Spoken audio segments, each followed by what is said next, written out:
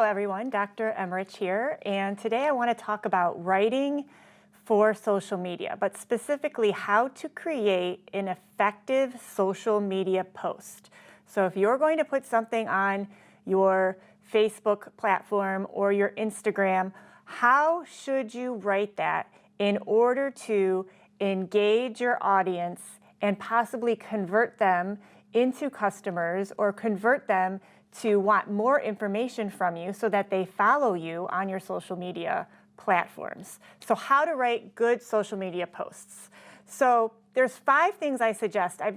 I keep reading blogs and reading information on this of how to write effective posts on social media. And there are 5 things I just see over and over again that every source that I look at tells us that you have to do when you're writing a social media post. So I just want to summarize those so we can start using those when we post to social media. And then we get that additional engagement and we get those additional followers on our accounts. So the first thing I always say is you want to understand your audience, okay? Number 1, you want to take some time first to understand your audience. And remember, your posts on social media aren't just to sell your product or service. Your posts should be more geared toward solving a problem for your customer. So I usually follow the 80-20 rule. And so that means 80% of your posts on social media are trying to solve a problem for your customer or to get information to your customer. 20% of the time, you're actually trying to sell a product or service and talking about the product or service that you're trying to sell. So it's important that you know who your audience is. So for example, I was talking with a girl who owns a dog grooming agency. And she's like, well, what problem am I trying to solve for my customers? Like, I just want them to come to me. I have like the best dog grooming service. And she just kept talking about this service and how great it was. And trust me, I believed her.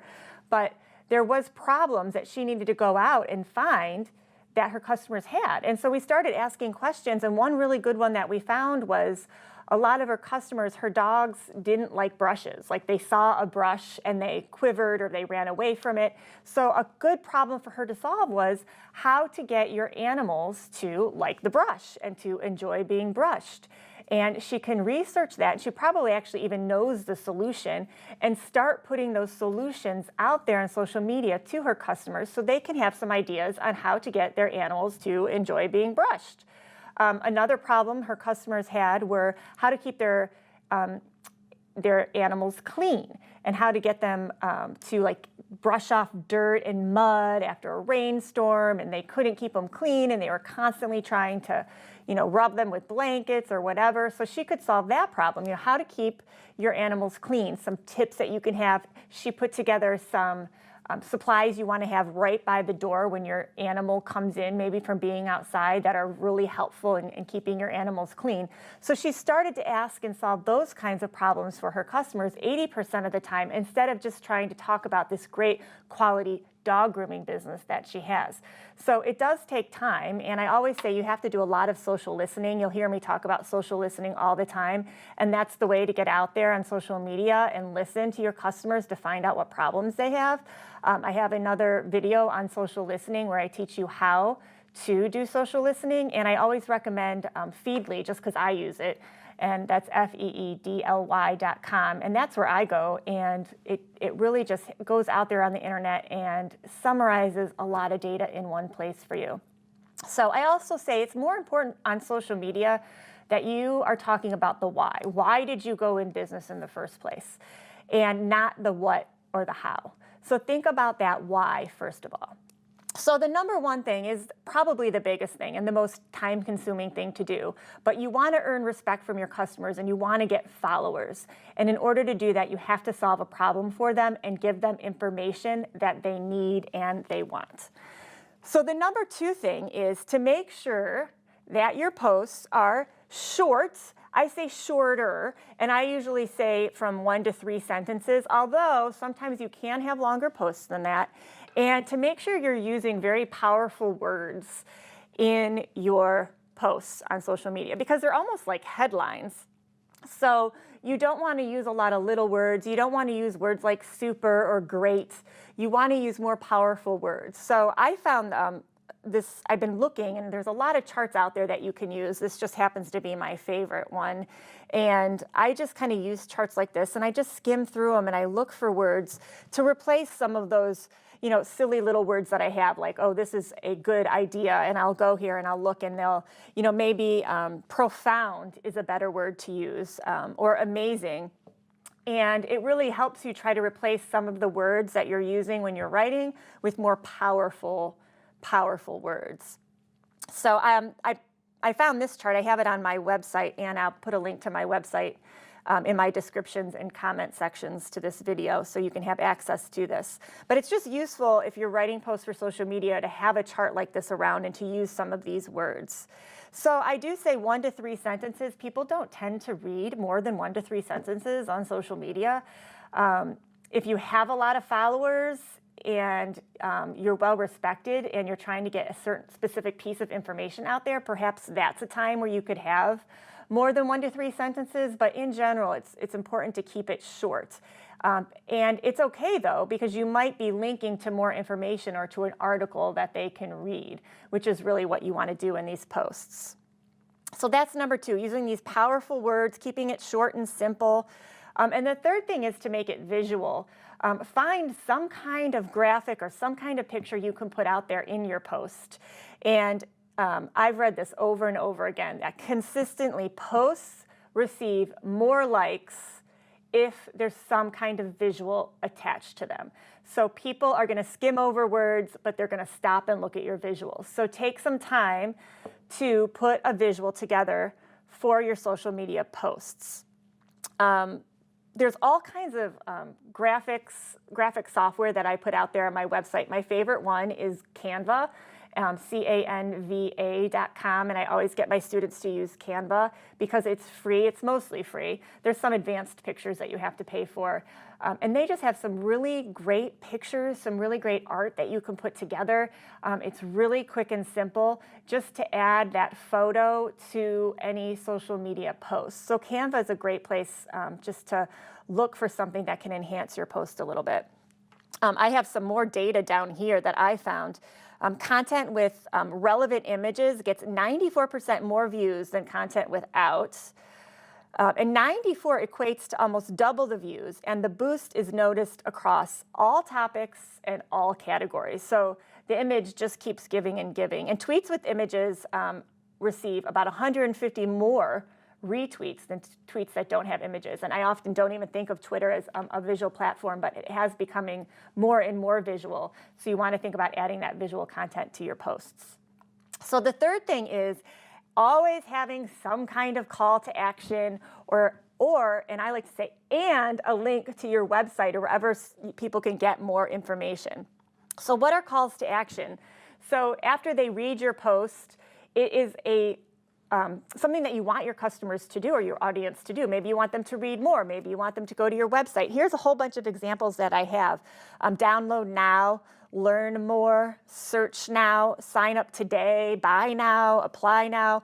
These are all called calls to actions. And really there should be some types of call to action with all your social media posts, because you don't want to deliver this information and not tell your audience how to get more of that information from you, or how to possibly show them what else you have to offer. So calls to actions are very important, as well as having that link. If you have a website, you always want to include a link to your website as well, because hopefully you're providing them with such good information that they're not done and they want to keep reading and finding out about you.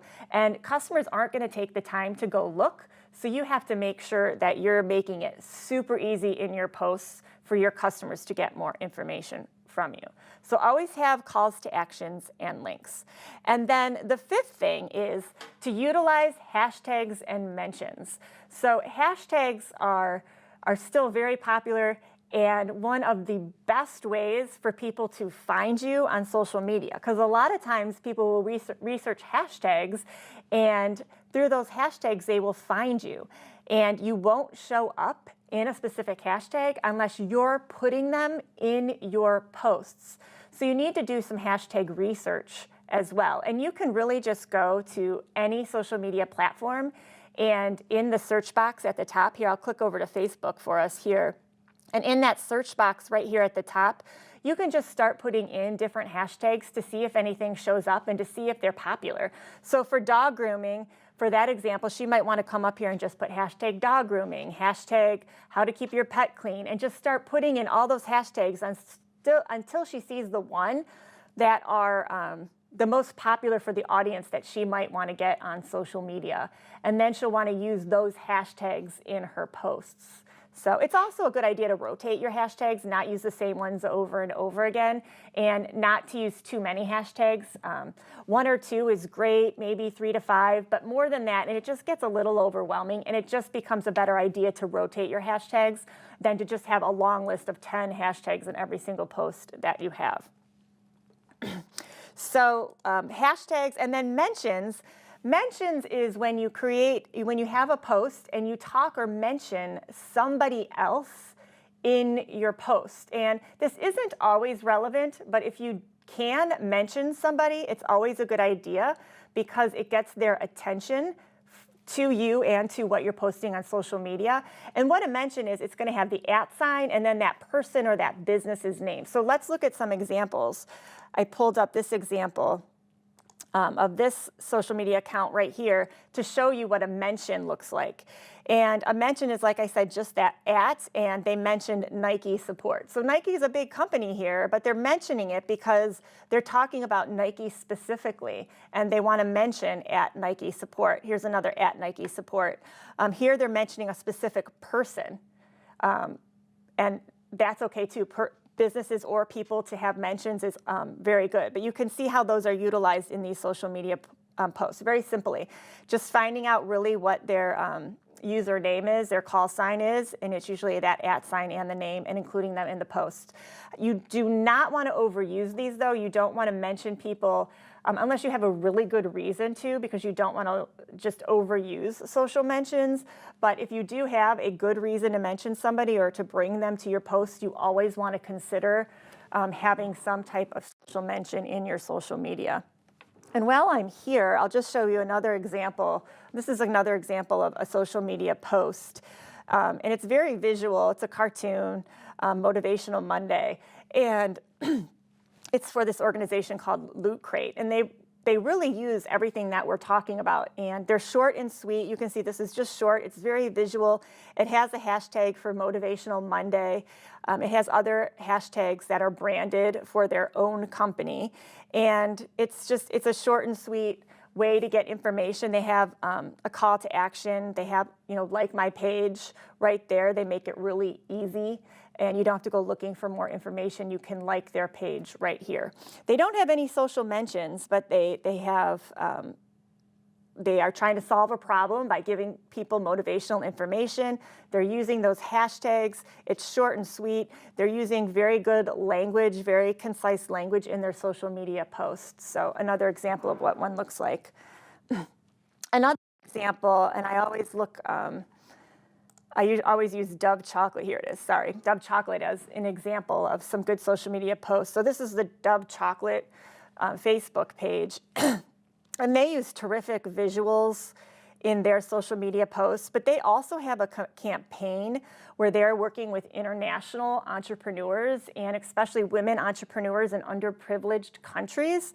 And so they're really trying to solve this problem, right, to help these women and use some of the profits from their business to help these women in these underprivileged. And they're giving us, their audience, this information on how you can help these people and benefit just from learning about what women entrepreneurs have to go through in other countries. And they provide us with this information. And it's also a story. It's just a great story that you're interested in learning more about. You want to know about these women and how you can help them. And Dove just does a great job of bringing that problem into their social media campaign. And they sell chocolate, but making people care about it. And I mean, all their posts, they are a very visual company, and they use a lot of hashtags and social mentions all over their posts here. So Dove chocolate's just another really good one to look at. So when you're creating these posts, remember that you want to understand your customer. So you have to start with That's social listening. And it does take some time to do that. You also have to use trial and error. The first post you put out there is probably not going to work. And you have to use failure in social media as information to improve, because failure or not getting people to engage in your post, it's part of the whole social media game that we're playing. So use that information, use that failed post in order to gain information to do something different and better the next time, because social media is a lot of trial and error. But don't quit, don't give up, because social media marketing is really a great thing for any business. And we're showing right now over 80% of businesses are using social media, and it has the #1 return on investment for any marketing right now that is out there. So it definitely can benefit you, but a lot of people give up too soon. You got to keep trying with these posts, trying to keep creating and solving the problems for your customers. So thank you for listening, and I'll see you back here soon.